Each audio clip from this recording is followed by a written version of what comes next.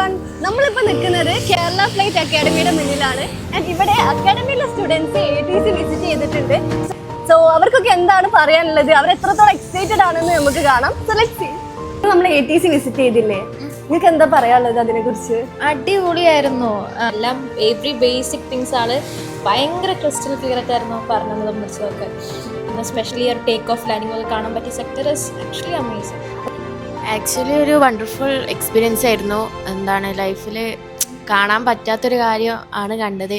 പിന്നെ എവിടെയും കിട്ടാത്തൊരു ഓപ്പർച്യൂണിറ്റിയാണ് ഗ്രൗണ്ട് ക്ലാസ്സിൽ തന്നെ ATC കാണാം. It was nice. നെക്സ്റ്റ് നമ്മുടെ സെസ്ന 172 മോഡലുണ്ട്. ആൻഡ് ഇവിടെ അത്യാവശ്യം നമ്മുടെ സ്റ്റുഡൻസ് തന്നെ ബ്രേക്ക് ടൈം ആയതുകൊണ്ട് സ്പേസ് ഒക്കുപ്പൈ ചെയ്ത് നിൽക്കുന്നുണ്ട്. സോ നമുക്ക് അവരോട് കൂടെ ചോദിച്ചു നോക്കാം എങ്ങനെ ഉണ്ടായിരുന്നു എന്നുള്ളത്. It was a really nice and mesmerizing experience, and the moment I entered into the Calicut airport, my heart slipped, to be frank, but it was really nice. Real time ആയിട്ട് കണ്ടപ്പോൾ കൂടുതൽ മനസ്സിലാക്കാൻ പറ്റും അല്ലേ?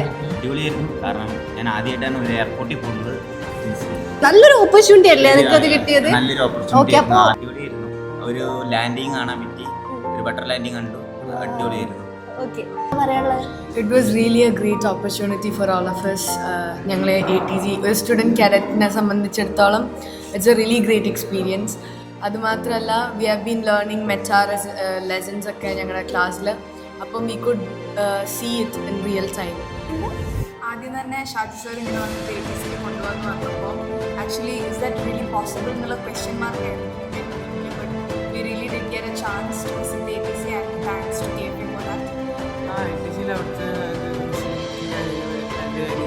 സെപ്പറേറ്റ് പിന്നെ അവരുടെ communication വിത്ത് pilots ഭയങ്കര experience. ഞാൻ കുറേ ലാൻഡിങ് കണ്ടിട്ടുണ്ടെങ്കിലും പക്ഷെ അവിടെ നമ്മൾ കാണുമ്പോൾ വേറൊരു നമുക്ക് ഒരു നോർമൽ ആയിട്ടുള്ള ആൾക്കാരെ സംബന്ധിച്ചിടത്തോളം ബാക്കിൽ ഇങ്ങനെ ഒരു വർക്ക് നടക്കുന്നുണ്ടെന്ന് മേ ബി അറിയുണ്ടാവില്ല.